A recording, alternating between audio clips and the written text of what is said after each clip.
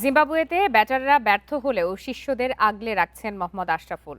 বলছেন, সেরা প্রস্তুতির অভাবে হারতে হয়েছে টেস্ট ও ওয়ানডে সিরিজ। ব্যাটিং কোচ হিসাবে তাকে নিয়ে সমালোচনা হলেও সেসব আমলে নিচ্ছেন না তিনি। অস্ট্রেলিয়াতে টেস্ট দল ভালো করবে বলেই বিশ্বাস আশরাফুলের। সোহান মাহেদী রাব্বিদের মুখে হাসি নেই স্বস্তি। জিম্বাবুয়ে থেকেও যে সেরা ফল নিয়ে ফেরা যায়নি। ওয়ানডে ও টেস্ট সিরিজ হার, সান্ত্বনা টি-20 সিরিজ জয়। কেন এমন হলো সেই প্রশ্নে আশরাফুল আগলে রাখলেন শিষ্যদের।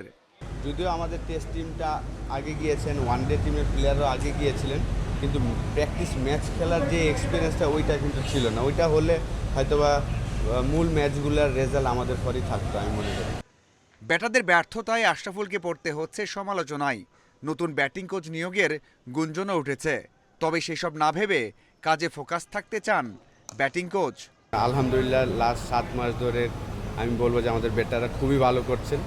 একটা সিরিজ খারাপ হতেই পারে, একটা টেস্ট ম্যাচ খারাপ হয়েছে, এর আগের 4টা টেস্ট ম্যাচে কিন্তু অসাধারণ খেলেছেন আমাদের ব্যাটসম্যানরা। তো আমি চেষ্টা করছি আমার জায়গায় আমার বেস্টটা দেওয়ার জন্য। মুজারব্বানি এনগারভাদের বল খেলতে পারেননি শান্ত মুশফিকরা। কিভাবে সামাল দেবেন কামিংস স্টার্কদের? আগে ভাগে অস্ট্রেলিয়া যাওয়া ও ট্যুর ম্যাচ কাজে লাগাতে পারলে ভালো করা সম্ভব বলছেন আশরাফুল। অস্ট্রেলিয়াতে আমি মনে করি যে টাফ হবে, কিন্তু একটা পজিটিভ দিক যে আমরা আগে যাচ্ছি, প্রায় 10-12 দিন আগে যাচ্ছি, একটা 3-ডে ম্যাচ খেলার অপরচুনিটি আছে আমাদের।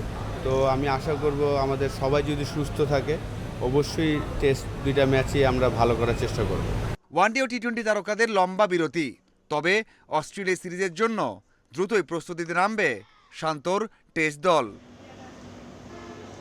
Mazharul Islam, independent news.